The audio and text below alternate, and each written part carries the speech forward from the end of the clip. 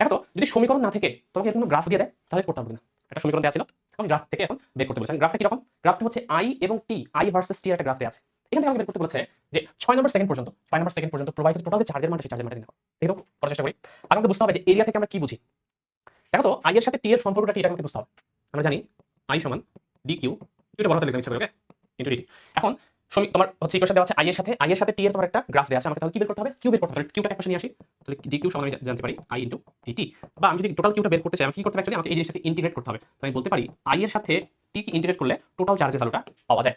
আশা করি তোমরা একটা জিনিস জানো, সেই জিনিসটা হচ্ছে কখনোই তোমার কাছে যদি গ্রাফ দেওয়া থাকে এবং সেই গ্রাফের মধ্যে যদি হচ্ছে যেই দুইটার গ্রাফ দেওয়া আছে, এখানে কি আই এবং টি এর গ্রাফ দেওয়া আছে না, যেই দুইটার গ্রাফ দেওয়া আছে ওই দুটাকে ইন্টিগ্রেট করলে যদি অপর কোনো ফাংশন পাওয়া যায়, একটা জিনিস সবসময় মাথায় রাখবা যে যেই গ্রাফটা দেওয়া আছে সেটাকে ইন্টিগ্রেট করা আর তার এরিয়াটা বের করা দুটো সেম জিনিস। তোমরা হচ্ছে যখন ক্যালকুলাসের তোমার হচ্ছে কি বলে ইন্টিগ্রেশন পার্টটুকু পড়বা, ইন্টিগ্রেশন চ্যাপ্টারের লাস্ট চ্যাপ্টারটা এই জিনিসটাকে ডিল করে। দুটো তোমার হচ্ছে ভ্যারিয়েবল এক্স এবং ওয়াই, তাদের মধ্যে যদি কোনো রিলেশন থাকে সেই রিলেশনটাকে যদি আমি বের করতে চাই, গুণফল আকারে যদি থাকে এবং তার যদি ইন্টিগ্রেট করা যায় জিনিস আর তার গ্রাফ থেকে এরিয়া বের করা কিন্তু সেম জিনিস। তো আমাকে বুঝতে হবে টোটাল যদি এই এরিয়াটা বের করতে পারি তাহলেই হচ্ছে কিন্তু আমার টোটাল আনসারটা বের আসবে। এই কাজটা আমি করব। তো যেহেতু হচ্ছে আমাকে বলেছে যে এই দুটাকে অ্যাকচুয়ালি গুণ করে ইন্টিগ্রেট করো, এটা গুণ করে ইন্টিগ্রেট করা আর এরিয়া বের করা কিন্তু সেম জিনিস। এক কাজ করে আমি এরিয়াটা বের করব। দেখো প্রথম হচ্ছে এই জিনিসটা ত্রিভুজ, একটা ত্রিভুজ, তাহলে এর এরিয়া 1 আমি বলতে পারবো।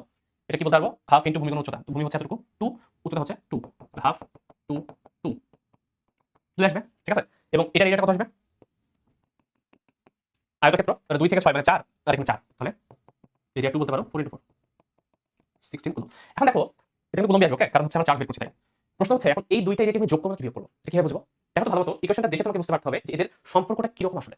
খেয়াল করো সময়ের সাথে সাথে যখন যে 0 থেকে 2 সেকেন্ড আসছে, সময়ের সাথে সাথে তড়িৎ প্রবাহের মানটা প্রথম হচ্ছে বৃদ্ধি পেয়ে আবার হচ্ছে ডাউন গেল, তাই না? এর মানেটা হচ্ছে যত হচ্ছে সময় তোমার বাড়ে, যত সময় বাড়ে তড়িৎটা যেই দিক বরাবর প্রবাহিত হচ্ছিল, যখন হচ্ছে টাইমটা 2 সেকেন্ড ক্রস করে চলে যায় তার ডিরেকশনটা কিন্তু চেঞ্জ হয়ে গেছে। এই কারণে নিচের দিকে যেটা পাওয়া আছে 2 নাম্বার থেকে 6 নাম্বার সেকেন্ড পর্যন্ত, 0 থেকে শুরু করে 2 নাম্বার সেকেন্ড পর্যন্ত তড়িৎ প্রবাহটা যেই দিক বরাবর যাচ্ছিল, যেই মোমেন্টে 2 নাম্বার সেকেন্ড চলে গেল তড়িৎ প্রবাহ কিন্তু উল্টা ডিরেকশনে মুভ করা স্টার্ট করছে। খেয়াল করো তো আমরা তড়িৎ প্রবাহের সংজ্ঞাটা কি দিই? তড়িৎ প্রবাহের সংজ্ঞাটা দিই এরকম ভাবে, একটা নির্দিষ্ট এরিয়ার মধ্যে দিয়ে নেট কি পরিমাণ ফ্লো হচ্ছে। এখন কল্পনা করো কিছু পরিমাণ চার্জ এদিক বরাবর যাওয়া স্টার্ট করছিল, কিছু সময় পর মনে হচ্ছে না আমি আর যাবো না, আমি ফেরত আসবো, এখান থেকে সে আবার ফেরত আসা শুরু করলো।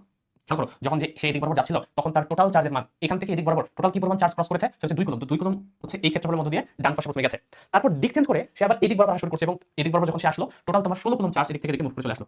আমাকে যদি বলা হয় তড়িৎ প্রবাহের মান কত, তড়িৎ প্রবাহের সংজ্ঞাটাই বলা আছে যে একটা নির্দিষ্ট এরিয়ার মধ্যে দিয়ে কতটুকু চার্জ ফ্লো হবে সেটাই হচ্ছে নেট চার্জ ফ্লো হবে, সেটা কিন্তু তোমার তড়িৎ প্রবাহ। তারপর নেট চার্জ কত, এদের কি যোগফল হবে না বিয়োগফল হবে? কল্পনা করো বিয়োগফল হবে। কিন্তু যদিও কারেন্ট একটা স্কেলার রাশি এরপরেও কিন্তু তোমাকে হিসাব নিকাশ করার সময় এই সংজ্ঞাটাকে মাথায় রেখে হিসাব নিকাশ করতে হবে। এরিয়াটা যদি উপরে নিচে থাকে অবশ্যই এটাকে বিয়োগ করতে হবে। তার মানে আমার নেট যে তড়িৎ প্রবাহ হবে, সরি তড়িৎ না, চার্জের ফ্লো হবে সেটা হবে উপরের এরিয়াটা 2 মাইনাস হচ্ছে নিচের এরিয়া হচ্ছে 16 অর্থাৎ -14 কুলম্ব। এটা তুমি দুইভাবে কল্পনা করতে পারো যে পজিটিভ চার্জ প্রথমে দিক বরাবর যাচ্ছিল তারপর বিপরীত দিক বরাবর শুরু করে টোটাল চার্জ ফ্লো এটা, অথবা তুমি নেগেটিভ চার্জটা কল্পনা করতে পারো। যেভাবে কল্পনা করো না কেন আনসারটা হবে তোমার -14 কুলম্ব। বুঝা গেছে?